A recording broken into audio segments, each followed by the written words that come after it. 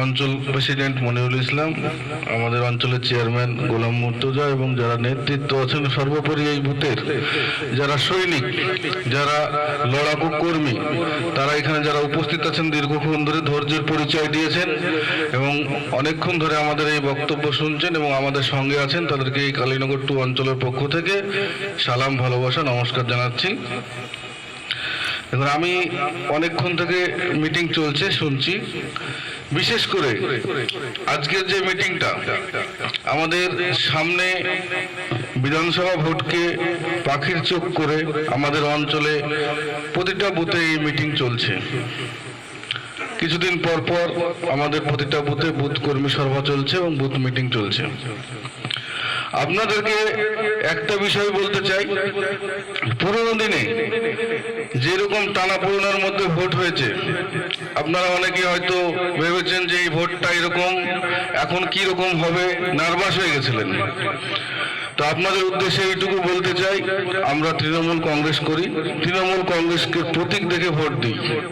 ভোটে আমাদের ক্যান্ডিডেট যে কেউ হতে পারে, এই মানসিকতা রেখে আগামীতে আপনারা সামনে এগোবেন।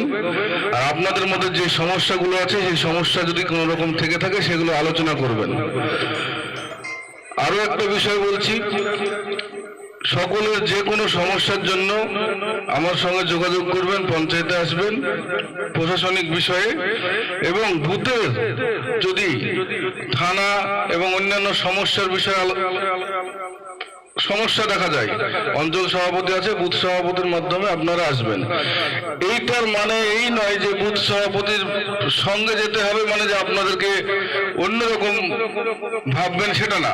এটা হচ্ছে আগামীতে আমাদের এই কমিটিটাকে শক্ত করার জন্য এবং বিরোধীদের ওই যে অসেফ আলী আমাদের প্রাক্তন মেম্বার যে বিষয়টা বলছিলেন, আমাদেরকে সেই অঙ্কটা কষতে হবে।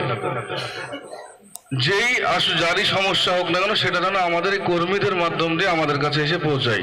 সেটা সে পঞ্চায়েত সংক্রান্ত হতে পারে, প্রশাসনিক সংক্রান্ত হতে পারে এবং থানা সংক্রান্ত বা অন্যান্য সমস্যা সংক্রান্ত হতে পারে।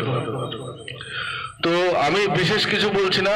আগামীতে গত এর মধ্যে আমি আপনাদের এলাকাতে তেমন কিছু কাজ দিতে পারিনি।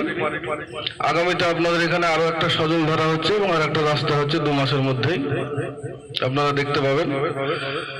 আর অল্প টাইমের মধ্যে 1 সপ্তাহের মধ্যে আমাদের আবার এনএসিপি ভেরিফিকেশন চলছে, যেটা প্রতি বছর হয়।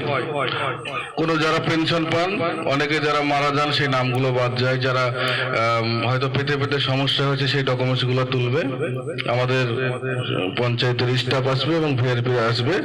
আমরা বলে দেবো, বুথ সভাপতির মাধ্যম দিয়ে আমরা খবর পাঠিয়ে দেব। আপনাদের উদ্দেশ্যে এটাই বলতে চাই, আপনারা স্বতঃস্ফূর্তভাবে